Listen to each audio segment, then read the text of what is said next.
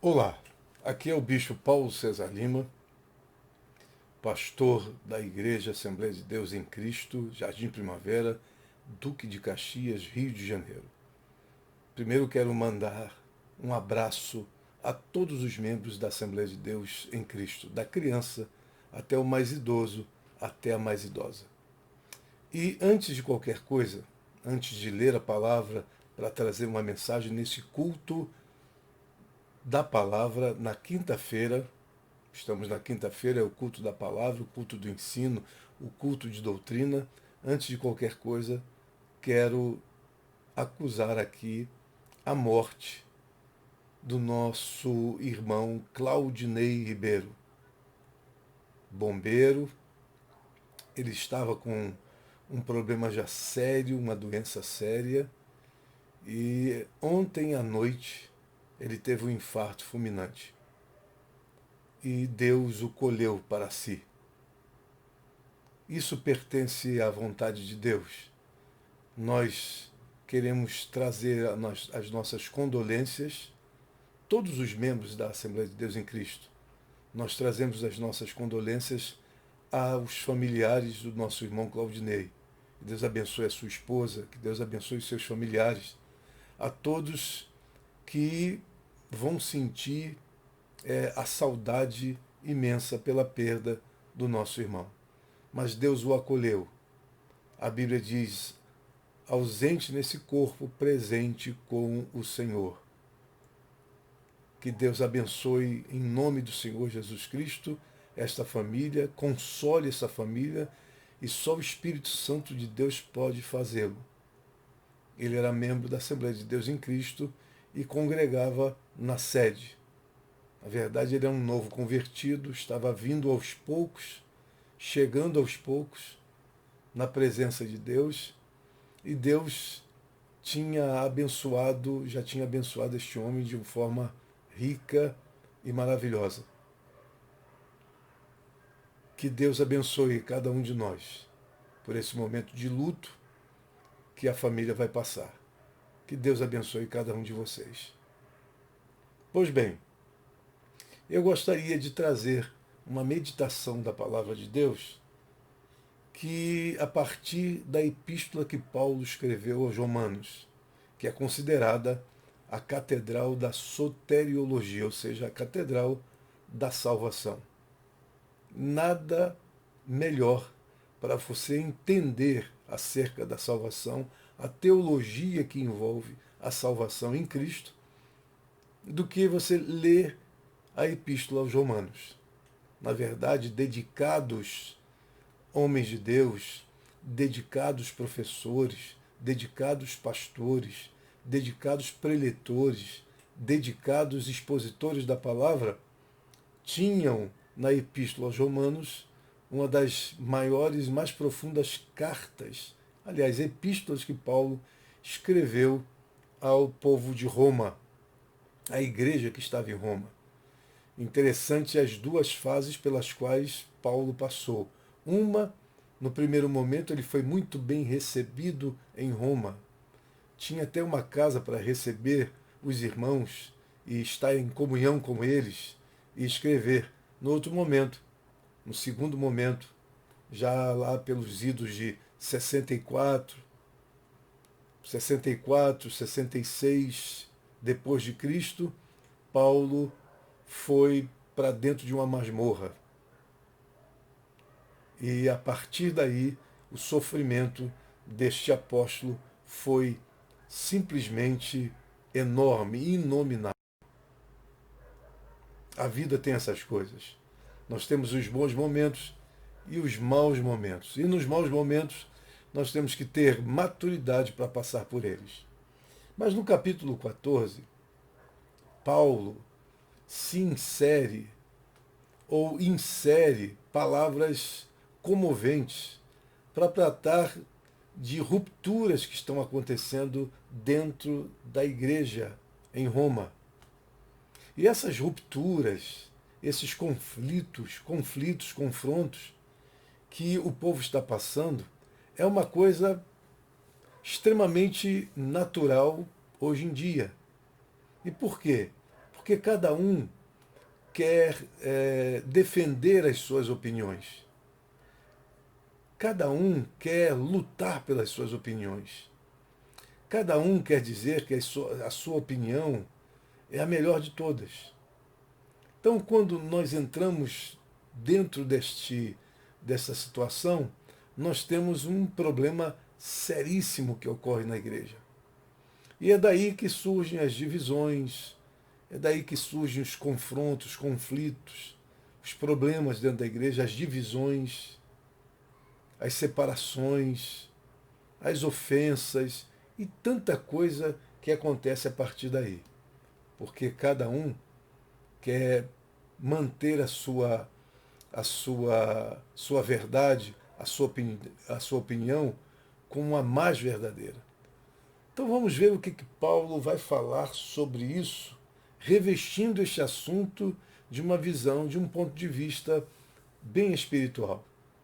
Perceba, capítulo 14 da Epístola aos Romanos que Paulo escreveu, do versículo 1 até o versículo 13º. Diz assim, inclusive a epígrafe diz, a tolerância para com os fracos na fé. Ora, quanto ao que está enfermo na fé, recebei-o não em contendas sobre dúvidas. Porque um crê que de tudo se pode comer, e outro, que é fraco, come legumes.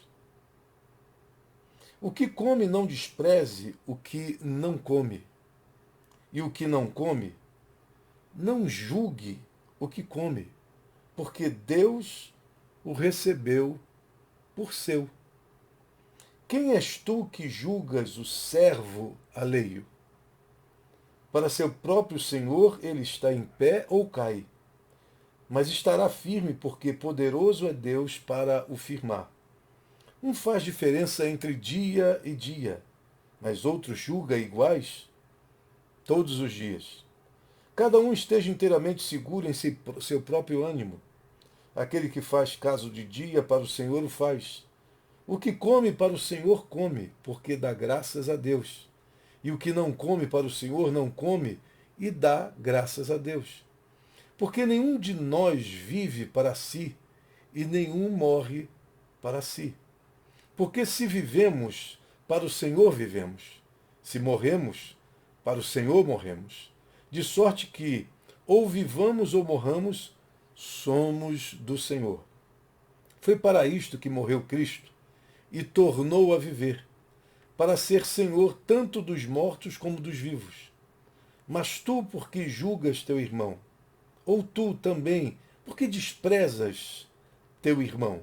Pois todos havemos de comparecer ante o tribunal de Cristo. Porque está escrito, pela minha vida, diz o Senhor, todo joelho se dobrará diante de mim e toda língua confessará a Deus. De maneira que cada um de nós dará conta de si mesmo a Deus. Aí vem o versículo 13.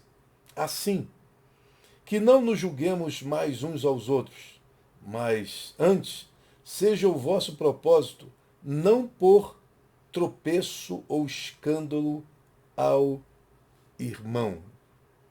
Eu gosto dessa primeira palavra, assim, que não nos julguemos mais uns aos outros. Pois bem, Paulo, com esta tentativa de resolver um problema na igreja, na comunidade cristã em Roma, ele está trazendo uma palavra de equilíbrio. Equilíbrio. E é interessante isso, quando Paulo está falando do equilíbrio que nós temos que ter nas nossas relações. Na verdade, existem coisas das quais nos afastamos e desconhecemos completamente. A verdade é, cada um quer se segurar como pode a uma opinião, a uma ideia, a um ponto de vista, e não largar isso de forma nenhuma. O problema é que, toda vez que essas coisas acontecem, nós entramos em conflitos e terminamos trazendo uma série de problemas para a comunhão na igreja. Tanto a igreja que nós convivemos, como as igrejas que estão ao nosso redor. Nós temos problema, porque cada igreja tem um diferencial, cada igreja tem um ponto de vista, cada igreja tem ressalta mais uma doutrina do que outra. Cada pastor tem o seu pastoreio diferente dos outros. E em razão disso, se você vive, por exemplo, numa província onde você tem dezenas, centenas de igrejas, é óbvio que cada uma tem um jeito de ser. Isso não quer dizer que todas são ruins, todas não prestam, todas devem ser rejeitadas e só a sua deve prevalecer. Não, não é isso. Tampouco também não é a ideia, o texto não traz a ideia de que devemos realmente cada um ficar no seu canto, cada um procurar o seu lugar, cada um se sentir feliz aonde está e não reclamar do lugar onde está. E também não promover qualquer situação de separação, de divisão, porque cada um tem o seu ponto de vista. E ponto de vista é a vista de um ponto. Eu, às vezes, vejo de um ponto, e neste ponto que eu vejo de uma maneira. No ponto que a pessoa vê, ele vê de outra maneira. E, às vezes, não batem o nosso ponto de vista. Mas o que eu quero trazer para vocês, de fato, é falar um pouco deste momento que nós estamos vivendo no Brasil, depois que o lockdown, esse confinamento, essa paralisação de todas as coisas, o fechamento de praticamente tudo, a não ser padaria, supermercado, farmácia, coisas desse tipo que ficaram abertas, mas as outras coisas, houve uma certa paralisação. E esse confinamento trouxe para dentro da nossa casa, trouxe para dentro do nosso convívio, um novo estilo de vida. E esse novo estilo de vida tem a ver com o que nós chamamos de polarizações. O povo cada vez mais está polarizado. E esta polarização no Brasil, ela há de trazer muitas vertentes, muitas variantes, muitos vieses, muitas vibes. Enfim, cada um está dentro do seu quadrado. Mas não é porque você está dentro do seu quadrado que você é melhor do que o outro. Eu vivi num tempo que ser diferente do outro, e só por ser diferente do outro, era o maior tipo de privilégio que você podia ter. Só o fato de você não fazer o que todo mundo faz, de você não ser o que todo mundo é, você se sentia alguém privilegiada e abençoada por Deus, predestinada por Deus. Eu não estou falando de coisas que você realmente não deve fazer e ninguém deve fazer, nem do lado de cá, nem do lado de cá. Eu estou falando daquelas coisas de que você ter o senso, a ideia de que a separação é a melhor coisa que você tem que fazer. E essa separação traz para você privilégios.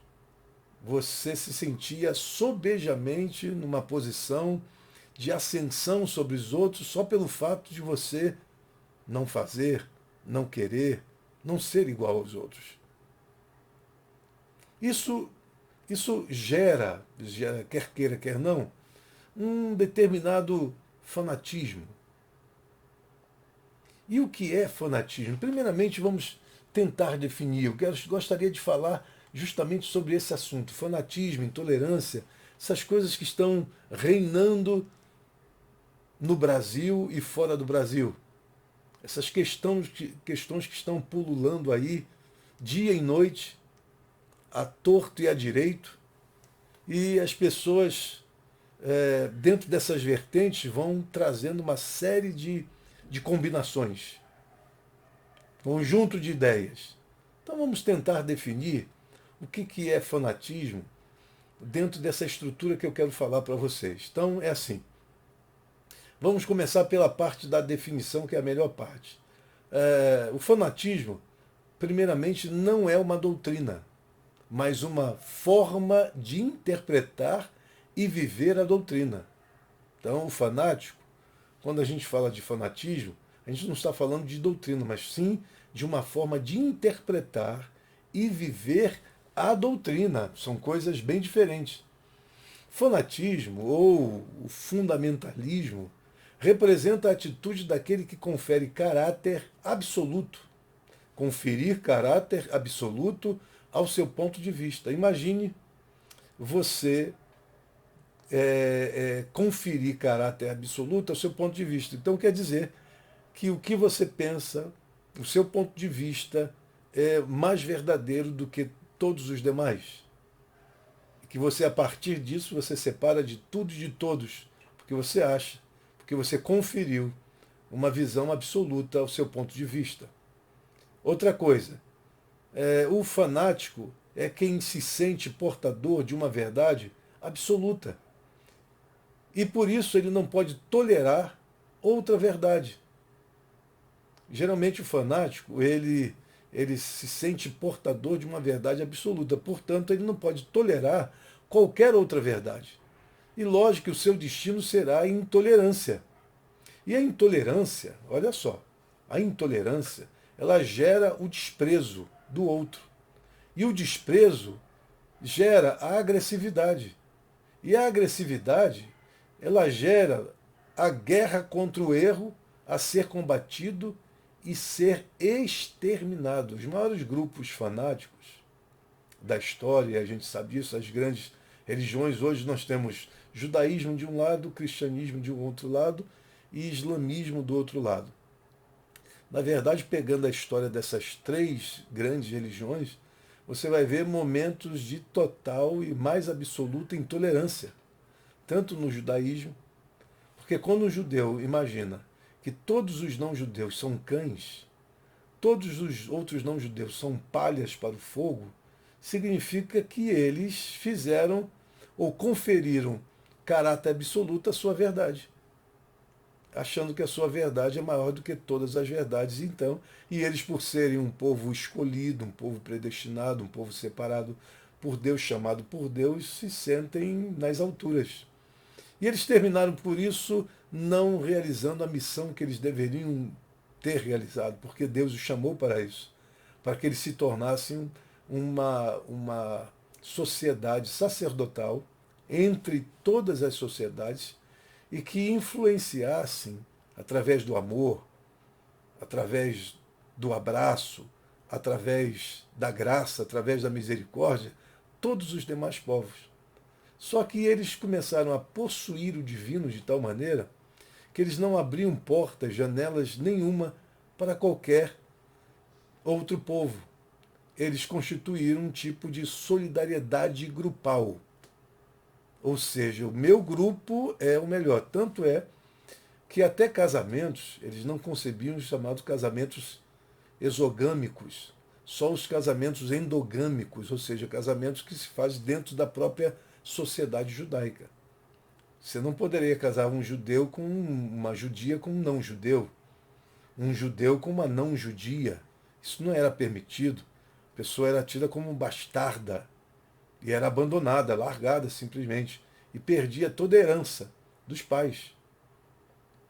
E você vê, aí vem, depois do judaísmo, você tem um cristianismo que, no primeiro momento, eles não conseguem conceber a ideia que Cristo traz.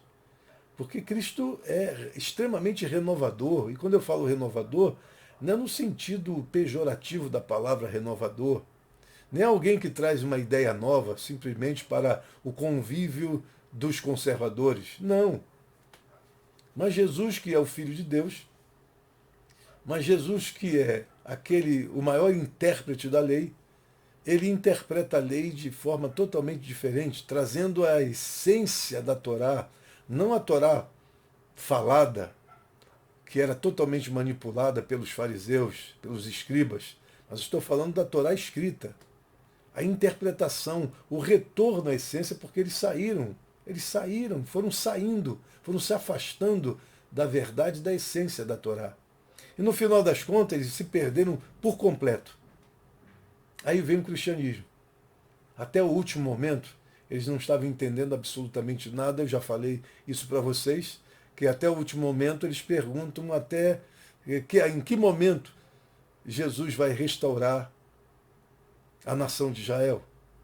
Ou seja, eles estavam falando de uma restauração dentro da perspectiva do pré-milenismo, dentro da perspectiva de que Jesus apareceria com força total, com poder total, e desbancaria para todo sempre o povo romano, o Império Romano. Submeteria o Império Romano e constituiria os judeus com um poder total sobre todas as nações.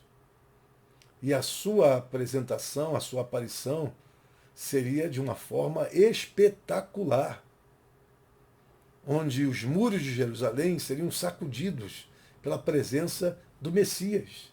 Eles não entenderam nada. Que o formato da missão de Jesus, a aparição de Jesus entre os homens foi da forma mais humilde possível. Ele nasceu numa manjedoura, lugar onde os animais comem. Foi ali que o Filho do Homem nasceu e foi envolvido por trapos. E mesmo assim os anjos cantaram, dizendo: glória a Deus nas maiores alturas e paz na terra aos homens de boa vontade, porque aqueles que estavam em trevas raiou a luz a todos eles. E eles não compreenderam, os discípulos não compreenderam, Pedro não compreendeu, João não compreendeu, Tiago não compreendeu, tanto que a primeira igreja em Jerusalém é uma igreja para dentro, uma igreja intramuros, uma igreja que não abria janelas para fora. E quando, por força da ação de Deus, eu diria por força da ação de Deus, quando acontece o fenômeno de Cornélio, a questão de Cornélio, e também o próprio Paulo abrindo portas para outras situações, para o mundo gentílico, eles tiveram que prestar contas no Concílio de Jerusalém sobre como é que pode o Evangelho ser pregado aos gentios. Parece uma proibição. Ou seja, não entenderam absolutamente nada. E o que você acha? Depois disso, o que aconteceu? É lógico, se você pegar a história, acompanhando a história depois do período apostólico, depois do pós-apostólico, você vai ver como as coisas se arrefeceram, como as coisas se recrudesceram, como o cristianismo começou a ser entendido, e entendido não muito bem, e você vai ver isso através das 7 igrejas para as quais João escreveu as 7 cartas, e você vai ver o que acontece. Uma das igrejas está no fogo da opressão, está no fogo do sofrimento, a outra está simplesmente regalada, porque está vivendo o melhor momento econômico, o melhor momento para a sua história em termos materiais. Enquanto uma evangeliza, a outra usa a parte espiritual para fazer conluio com o próprio Estado e cede o trono de Deus para que o diabo, o sistema, sente sobre este trono. E você vai ver as variações, as tendências, os problemas. E mais à frente, quando chega a Idade Média, tanto a alta quanto a baixa Idade Média, você vai ver muita coisa interessante aconteceu a partir daí. Muita coisa boa aconteceu, mas muita coisa ruim. Como a igreja se fecha, como a igreja ela se torna extremamente perversa, porque ela vai se pervertendo ao longo da sua história. O poder encanta a igreja, e a igreja com o poder na mão, o poder do certo e do errado, o poder que determinava se a pessoa vivia ou morria, o que a igreja fez a partir daí? E tanto fanatismo, porque a verdade não era só levada a um caráter absoluto, mas era levada a uma categoria divina. E o que era dito pelos padres, pelos papas, pelos cardeais, era simplesmente era uma questão da pessoa aceitar e pronto. E aí, com esse fanatismo, você tem as cruzadas, uma disputa da Terra Santa entre islâmicos de um lado e cristãos do outro, as mortandades que aconteceram a partir daí. A própria Contra-Reforma, quanto sangue foi jorrado, quanto sangue caiu no chão, quantos genocídios, verdadeiros genocídios você tem a noite de Bartolomeu, e a própria história da Contra-Reforma, as barbáries da Inquisição na Espanha. Meu Deus do céu. Se você pegar isso, é muito sangue. E por quê? Porque as pessoas transformaram a sua verdade como verdade absoluta. E não é verdade de Deus. E por isso que a gente não pode ser legalista, esse legalismo extremado, porque quando você é legalista e é extremado, misericórdia, você não vê nenhuma parte da Bíblia que abra portas para a misericórdia, que abra a porta para o amor, que abra a porta para a graça, que abra a porta para o perdão. É tudo na base da lei. Isso é extremamente ruim. O que Paulo estava escrevendo aos Romanos é que você tinha uma comunidade mista, eu estou dizendo, você tinha os romanos e você tinha judeus. Aqueles judeus que iam de igreja em igreja que Paulo havia edificado e tentando desmanchar tudo que Paulo havia ensinado, tudo que Paulo havia passado como doutrina genuína, doutrina cristocêntrica, tendo Cristo como centro do Evangelho, o Evangelho sendo Cristo e Cristo sendo o Evangelho. E como esses judeus trabalharam para desfazer, para transformar as ideias de Paulo, colocando as ideias de Paulo como ideias soltas, sem fechar, sem juntar as pontas soltas, dizendo que para ser um verdadeiro cristão, a pessoa tinha que guardar o sábado, tinha que passar pela circuncisão, tinha que conviver com os rituais, os cerimoniais, tinha que fazer uma dieta bastante selecionada. Só assim as pessoas poderiam realmente ter contato com Cristo na sua plenitude. Mentira! E aí, nessa comunidade mista, as coisas estão acontecendo. E quando Paulo escreve, elas estão já numa vertente, num crescendo muito grande. E Paulo vai escrever e ele traz, interessante, duas coisas importantes para a gente pensar. Ele traz a palavra forte e traz a palavra fraco. E o fraco aí, segundo o texto que eu acabei de ler para vocês, na verdade, olha como ele começa. Aceitem o que é fraco na fé, sem discutir assuntos controvertidos. Quem é esse fraco na fé? Tudo indica que Paulo está falando daqueles que não têm boa percepção do Evangelho, daqueles que não têm uma boa compreensão, daqueles que são radicais, daqueles que têm um posicionamento extremamente legalista, daqueles que não param para pensar, para se corrigir ou corrigir aquilo que pensa, mas são pessoas que não aceitam qualquer tipo de ideia, que não aceitam outra ideia, que não aceitam outro sentido, que não aceitam ampliar mais a verdade que ele já tem. São pessoas fechadas para isso. E segundo o que Paulo está colocando, ele coloca essas pessoas como pessoas que são fracas.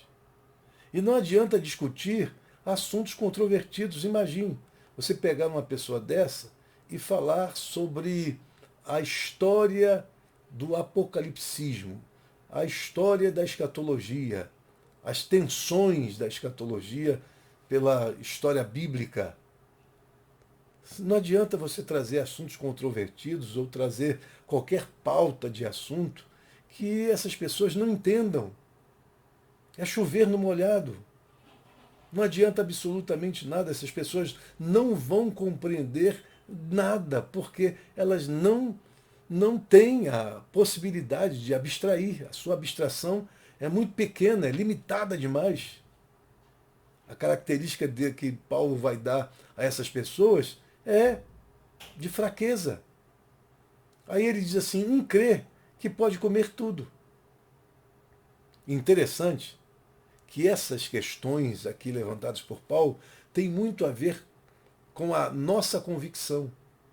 Tem pessoas que não fazem determinadas coisas porque elas não têm a convicção suficiente para fazer e não ficar cheias de culpa.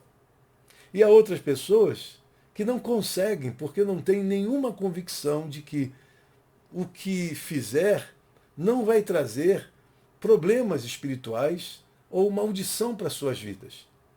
Então essas pessoas geralmente elas não têm capacidade para entender isso. Mas há aqueles que têm convicção e comem de tudo, porque sua convicção é inabalável. Eles não têm problemas de culpa sobre o que estão fazendo, mas outros, Paulo diz assim, já outro, cuja fé é fraca, olha só, cuja fé é fraca, come apenas alimentos vegetais. Eu ouvi uma sentença desses dias que eu achei interessante. Que a sentença dizia mais ou menos assim, eu não estou me lembrando do todo da sentença, mas dizia mais ou menos assim, se a gente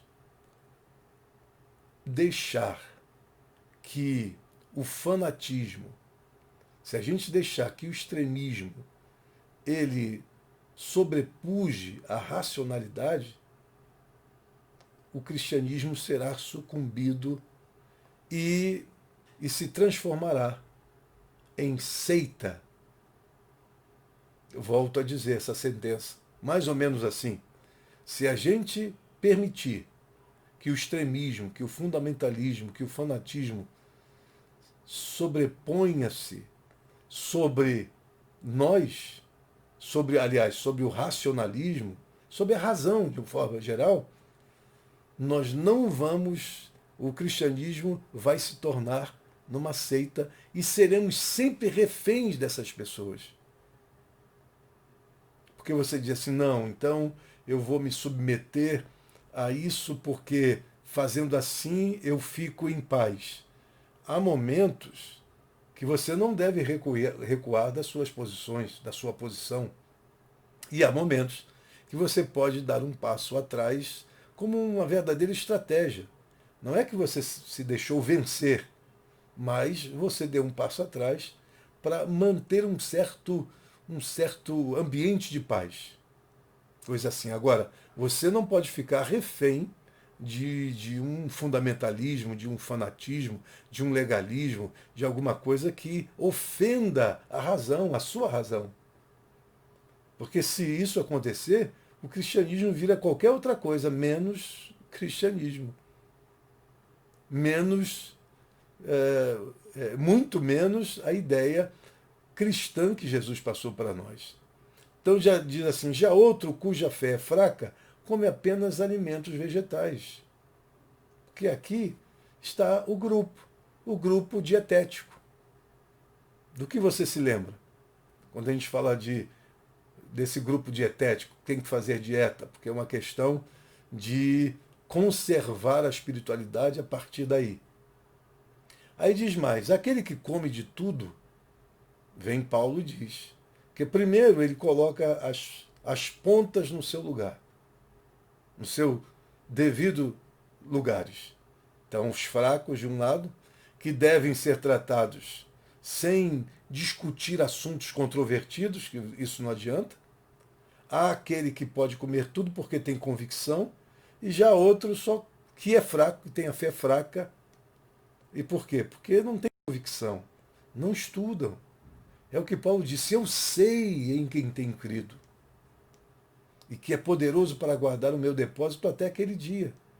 Eu sei, primeiro você tem que conhecer, porque senão a sua fé fica absolutamente cega. E fé cega é fé sem compreensão alguma. É fé fraca, segundo Paulo.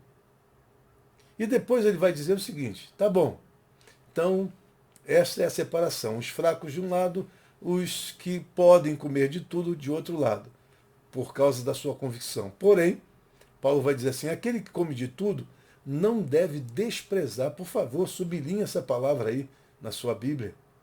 Não deve desprezar o que não come. E aquele que não come de tudo não deve condenar aquele que come. Então ele pega duas vertentes aí. Primeiro, o desprezo daqueles que comem tudo por convicção, e a condenação, o juízo, o julgamento, a crítica mordaz daqueles que não conseguem comer tudo e acham que aqueles que comem tudo estão debaixo do juízo. Porque a Bíblia diz assim: pois Deus o aceitou. Aí ele diz assim: quem é você para julgar o servo alheio? Ou seja, quem é que julga?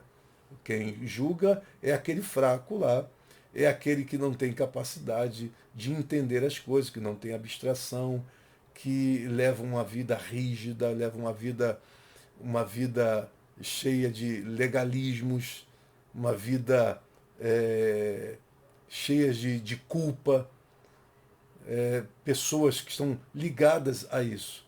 Tá? Então ele diz assim: quem é você para julgar o servo alheio? Porque esses só sabem fazer uma coisa: julgar, julgar, julgar, julgar, julgar. Ele diz assim: é para o seu senhor que ele está de pé ou cai. E ficará de pé, pois o Senhor é capaz de o sustentar. Ou seja, mesmo eles pensando, e julgando, e criticando, e condenando aqueles que comem de tudo, o Senhor está dizendo o seguinte: não adianta julgar, porque eles são aceitos por Deus. E o Senhor é capaz de sustentar de pé todos eles. Diz assim: há quem considere um dia mais sagrado do que o outro. Bem, a gente já sabe de quem está falando. Está falando daqueles que colocam o sábado como um ponto de vista legal, e que você não pode ter vida cristã, você não pode ter plenitude de Cristo se não guardar o sábado. Mas ele diz assim: há quem considere iguais todos os dias. Aqueles que têm convicção, a pessoa fala sobre o sábado, a pessoa diz: não, mas para mim todos os dias são iguais diante de Deus. Isso não é relevante. Aí diz assim: cada um deve estar plenamente convicto em sua própria mente. Olha o que eu falei de convicção. Não adianta dizer para uma pessoa, dizer assim: você pode fazer isso. A palavra de Deus lhe dá todo tipo de base, de fundamento para você fazer. Não adianta dizer isso para uma pessoa que não tem convicções acerca do que pode ou não pode fazer. E que eles mesmos se culpam, se destroem, se autodestroem por falta de conhecimento. E eles, na verdade, no final das contas, não querem conhecimento. Não querem aprender de outra maneira senão aquela que já sabem. E diz assim: há quem considere um dia mais sagrado que o outro, há quem considere iguais todos os dias. Cada um deve estar plenamente convicto em sua própria mente. Ou seja, se eu tenho a minha convicção, ok, você não pode me criticar pela minha convicção de forma nenhuma. Do outro lado, Paulo vai dizer assim: olha só, cada um deve estar, aliás, aquele que considera um dia como especial, para o Senhor assim o faz. Quem considera um dia especial para o Senhor, assim o faz. Deixa lá a pessoa que quer seguir lá o sábado dele, ou o domingo, seja lá o que for. Deixa ele lá. Diz assim, aí vai mais. Aquele que come carne, come para o Senhor, pois dá graças a Deus. E aquele que se abstém, para o Senhor se abstém, e dá graças a Deus, tanto um quanto o outro. Pois nenhum de nós vive apenas para si, e nenhum de nós morre apenas para si, ou seja, não adianta você tentar viver. A questão é saber conviver. Eu já disse isso várias vezes. A maturidade não está em você aprender a viver. A maturidade está em você aprender a conviver. É convível. É a arte do convívio. É buscar essa parte. Para tanto, eu me lembro que quando eu cheguei à Igreja Assembleia de Deus, lá em Jardim Primavera, aí nós começamos a pregar o Evangelho e muitas pessoas foram chegando e pessoas, pela mensagem que eu trazia, foram se adequando a esta mensagem, se adaptando a esta mensagem. Mas tinha outro grupo que já estava e que não aceitava de maneira nenhuma o comportamento destas pessoas. Por exemplo, vou dar um exemplo. Você tinha uma irmã que cortava o cabelo curtinho. E você tinha a outra que usava coque. Você tinha uma irmã que levava a sua roupa, tá, até o limiar da mão. A outra simplesmente ficava de alça, mostrando todo o braço. Uma vinha de calça comprida, a outra achava aquilo terrível. E eu comecei a trazer uma mensagem tentando minorar essa situação. E o que eu dizia era o seguinte: bem, para que a gente quebre essa situação de fanatismo, essa coisa que começa a ser criada dentro de um ambiente e esse ambiente termina sendo infernal, para você não criar esse ambiente infernal, um acusa o outro, um despreza o outro, um condena o outro, um julga o outro, para você não ter isso, eu tentei fazer o seguinte: bem, o que você tem que fazer para minorar uma coisa dessa? Porque resolver é muito difícil resolver, mas pelo menos a gente conseguir fazer um ambiente onde as pessoas pelo menos dialoguem, tenham contato. É só através do respeito. Respeito, tolerância têm a mesma dinâmica. Muitas pessoas não gostam da palavra tolerância, porque as pessoas já se levantam, principalmente os radicais, e dizem tolerância, tolerar o pecado, isso é mais pecado ainda. Então nós vamos usar a palavra respeito. A palavra respeito tem tudo a ver com essas relações difíceis, com essas relações conflituosas, quando as pessoas conferem verdade absoluta ao que acredita. Confere, quer dizer, essa ideia de absoluto à sua verdade. Então, a palavra respeito é uma palavra que liga essas duas pontas. Então eu comecei a pregar e dizer assim: bem, se você não aceita a irmã que cortou o cabelo, pelo menos respeite o seu lado. Respeite essa irmã. Você que não corta e usa coque. E a irmã que corta o cabelo, não despreze a irmã que usa coque e se veste desse jeito tradicional. Uma respeite a outra. E que haja convívio entre as duas. Tá? A que usa coque respeitando a que tem o cabelo cortadinho, e a que tem o cabelo curtinho, cortadinho, respeite aquela que usa coque e não corta nem a ponta do cabelo. Você que usa calça comprida, não despreze aquela que não usa. E você que não usa, não julgue, não condene aquela que usa. Eu só quero dizer para vocês que isso foi extremamente difícil. E até hoje, depois de 18 anos que eu estou na igreja, e sempre pregando a graça, a misericórdia, sempre pregando o acolhimento, sempre pregando a clemência, sempre pregando esse esse lado, mesmo assim, ainda temos aqui e ali algumas situações assim, onde um despreza o outro e o outro condena e julga e critica o outro. E por quê? Porque nós temos problemas de convívio. É aquela questão de eu saber aceitar o outro. E é interessante que quanto mais mistura você tem dentro de um ambiente, mais você é desafiado a se desarmar para conviver. Eu aprendi muito quando eu fiz o coach e cheguei até Master Coach, quando o ambiente que a gente estava era um ambiente prodigamente um ambiente recheado de visões diferentes.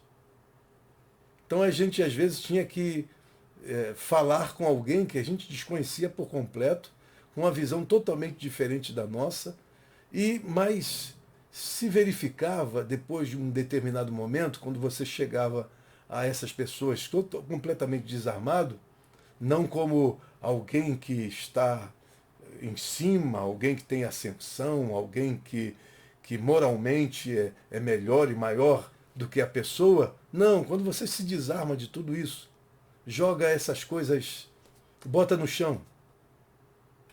E no final das contas você não volta para pegar, porque o que você aprendeu de lição para a vida é maior do que tudo. Eu me lembro de uma grande lição, a primeira que eu tive na minha vida. Eu era aquele pentecostal totalmente fechado, cheguei até a usar chapéu, dormir de terno, para que Deus, quando me visitasse, me visse composto. E uma vez me chamaram para dar uma palestra num acampamento. E eu fui todo internado para esse acampamento. Quando eu cheguei no acampamento, os jovens, eu era jovem naquela época, os jovens estavam de bermuda, tênis, bem à vontade. E eu com a Bíblia na mão, cheio de terno, suando e dizendo para mim mesmo: eles vão ver quando eu abrir a Bíblia e falar. Vou colocá-los frente a frente com o inferno. Porque para mim, eu estava certo e eles estavam errados. Isso ficou bem claro para mim. Então eu estava disposto a usar a palavra para esmagá-los, para colocar que Deus não estava gostando daquela situação. Deus estava irado com eles, pelo fato de eles estarem se vestindo daquela maneira. E aí, antes, quando começou o culto, eles começaram a cantar, louvar a Deus. E aí, quando eles começaram a cantar, veio o quebrantamento daquela juventude toda. E eu vi aqueles jovens, mesmo de bermuda, de tênis, mas no aquebrantamento diante de Deus, totalmente voltados para Deus, humilhados diante de Deus, sensíveis à presença de Deus, e eu, pelo outro meu lado, estava duro como uma pedra. Porque do meu lado, eu só sabia julgar, eu só sabia condenar, eu só sabia criticar. E eu estava petrificado, estava duro como uma pedra, nada entrava. Enquanto eles choravam na presença de Deus, enquanto eles estavam ali se liberando para Deus, eu estava totalmente trancado. Não sei se você já se sentiu assim. E me achando o melhor de todos. E lá pelas tantas, o Espírito Santo teve uma grande misericórdia de mim e me tocou antes que eu falasse. E quando ele me tocou, me desarmou completamente, eu chorava sem parar, porque tudo aquilo que eu tinha no meu coração, tudo aquilo simplesmente foi embora. tudo aquilo se acabou, virou vento. Eu estava praticamente em estado de opressão, oprimido pelo meu ponto de vista, oprimido pelo meu legalismo, oprimido pela minha falta de razão, oprimido pela minha culpa, oprimido pelo meu julgamento, pelo meu juízo, meu pré-juízo, pelo meu preconceito. Estava totalmente oprimido. Quando Deus me libertou naquela noite, eu chorei muito. O choro estava retido. E eu chorava como uma criança. E eu comecei a ver todas aquelas pessoas com outros olhos. Comecei a abraçar a todos. Os vi como meus irmãos. Só para dizer para você que a coisa foi tão fantástica, extraordinária, naquelas noites que sucederam aquela noite, que nós saímos dali com um grupo montado de evangelização. E esse grupo evangelizou várias partes de Minas Gerais, interior de São Paulo, fazendo verdadeiros reboliços na evangelização, porque nada era impedimento para esse grupo. Nada era obstáculo para esse grupo. Nós estávamos ali para ganhar vidas para o Senhor. E saíram dali evangelistas, pastores, pastoras, missionários, missionárias, muita gente. Foi uma coisa extraordinária, foi o maior de todos. Olha que eu passei por muitos acampamentos, mas foi o maior acampamento da minha vida. E sabe onde eu dormia? Eu dormia no lugar onde ficavam os cavalos, e a gente botava uma série de coisas assim, depois jogava uma toalha por cima, alguma coisa por cima e deitava ali, e a gente dormia como criança. Foi o melhor acampamento da minha vida. E aí eu vi que o fanatismo começa justamente dessa ideia, quando você favorece a sua verdade, quando você confere à sua verdade termos absolutos. Quando você começa a criticar o outro. E eu aprendi o seguinte: nem criticar e nem desprezar. Todos são importantes dentro dos seus pontos de vista.